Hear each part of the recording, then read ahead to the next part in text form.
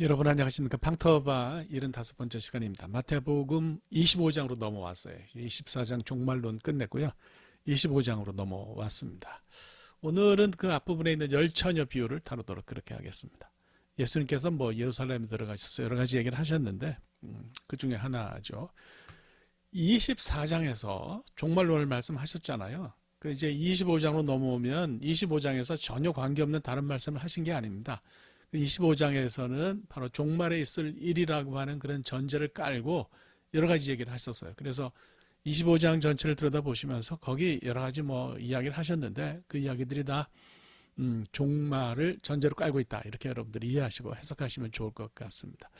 오늘 본문의 핵심은 주님 재림하실 때 깨어있으라는 거죠. 그래서 깨어있으라는 것의 의미를 분명히 하면 오늘 본문을 잘 이해할 수 있을 거라 이렇게 생각합니다.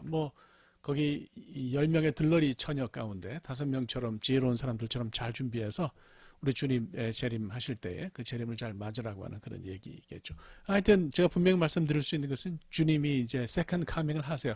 파루시아라고 우리 헬라어로는 얘기를 하는데 그거는 우리 절대 부인해서는 아니 되겠습니다. 자, 본문을 보면서 제가 처음으로 생각하는 게 있어요. 그게 뭐냐면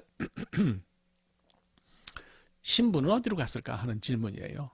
여러분 그 본문을 읽으면서 이제 흥미로운 거는 결혼식이 이제 그 주인공이 신랑하고 신부잖아요. 그러니까 이제 신랑은 나옵니다. 늦게 오는 사람으로 이렇게 언제 올지 모르니까 나오는데 신부는 본문에서 사라지고 없어요. 결혼식의 한 당사자이고 주인공인데 그 주인공이 사라집니다. 그리고 오히려 그 이야기 전면으로 툭 튀어나오는 거는 그 신부의 친구인 10명의 들러리 처녀예요. 그러니까 이제 본문을 보면 신랑하고 들러리 10명만 나온다 이렇게 말씀을 드려도 될 것 같습니다.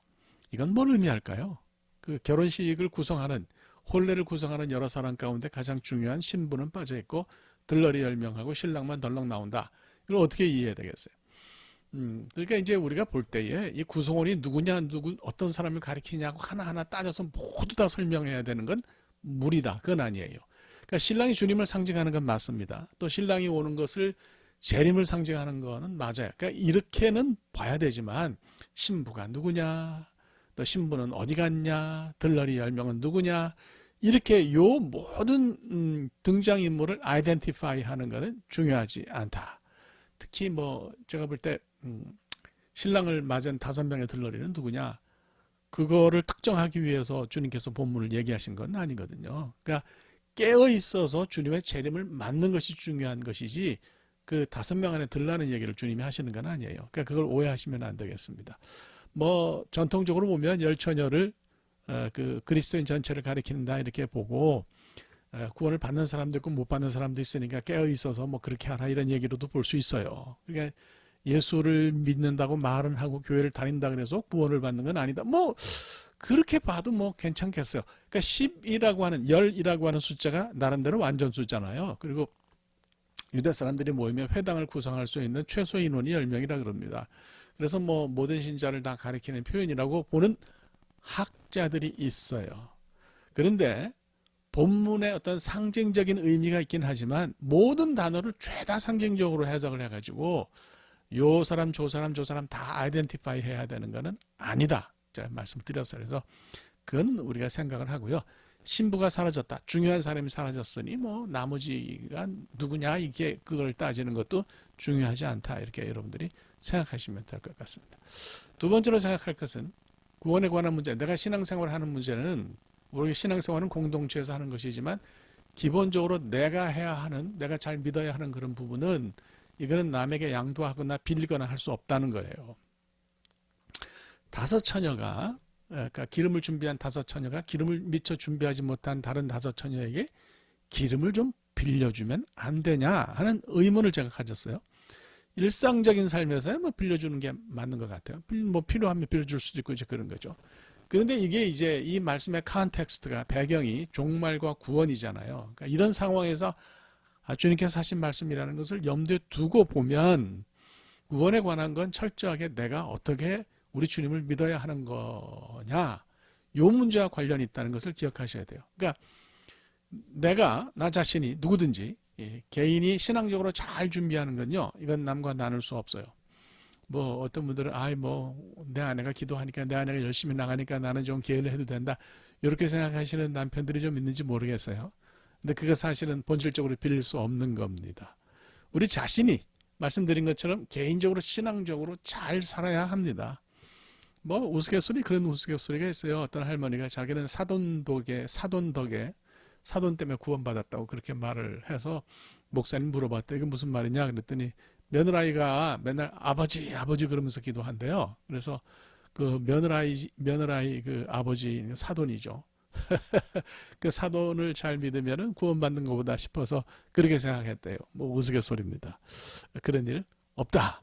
그래서 구원에 관한 것, 신앙생활에 관한 것은 내가 잘 해야 되는 것이지 나와 가까운 사람 누가 나를 위해서 어떻게 해준다 그래서 되는 건 아니다. 중보기도, 대도는 다른 얘기예요. 그거하고 대입하지 마세요. 세 번째로 생각할 것은 깨어있다는 것이 뭐냐.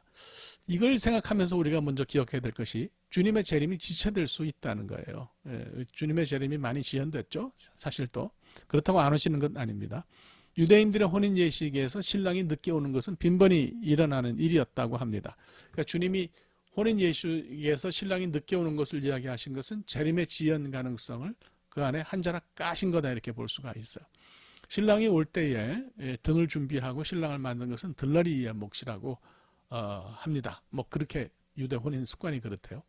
열처녀는 다 들러리니까 이 사람들이 뭐 기름이 담긴 등을 가지고 다 준비를 했을 거라고 보고 처음에는 소위 미련하다고 일컬어지는 그런 그 들러리들도 등에 기름을 넣어서 준비를 했을 거예요.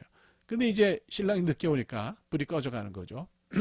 슬기로운 사람들은 이제 지체될 거라는 것을 생각을 하고 다른 그릇을 준비해서 여분의 기름을 준비해서 헬라어로 이제 우리가 안게이온이라고 그렇게 얘기하는데 신랑이 오는 것에 대비해서 다 등불을 준비하고 기름을 가득 채웠지만 우리가 생각하고 예상했던 것보다 그들이 생각하고 예상했던 것보다 신랑이 더 늦게 오는 경우에는 여분의 기름이 좀 필요했던 거죠. 어떤 사람의 마음대로 자기 생각대로 주님의 재림이 언제 있을 거라고 말하는 것은 비성경적입니다. 그건 옳지 않아요. 그래서 재림 시점을 말하는 것은 이건 이단입니다. 뭐 어떤 분들은 우리가 땅끝까지 복음을 전하면 주님의 재림을 앞당길 수 있다 이렇게 말하는데 늘 말하지만 그건 비성경적이에요. 우리가 복음을 다 전하면 뭐 그때서야 이제 주님이 오실 날짜를 하나님이 정하시겠지만 그것이 무슨 뭐 재림의 시점을 땡긴다 미룬다 할 수 있는 우리의 노력과 우리의 생각이 그걸 결정할 수 있는 건 아니에요. 이건 철저하게 하나님의 권한입니다. 그래서 여기에 대해서 우리가 말하지 않게 되기를 바라는 거죠. 깨어있으라는 건요, 잠을 자지 말라는 뜻은 아닌 것 같아요. 만약 그렇다 그러면 진짜 그건 주님이 힘든 요구를 하신 건데 뭐 사람이 잠 충분히 자야죠. 이 얘기는 무슨 얘기냐면 신랑이 올 때까지 주님이 오실 때까지 일반적으로 주님께서 우리에게 이 땅에서 하라고 맡기신 일이 있어요. 그걸 하면서 기다리라는 얘기입니다. 무조건 문만 쳐다보고 있으라는 얘기가 아닙니다.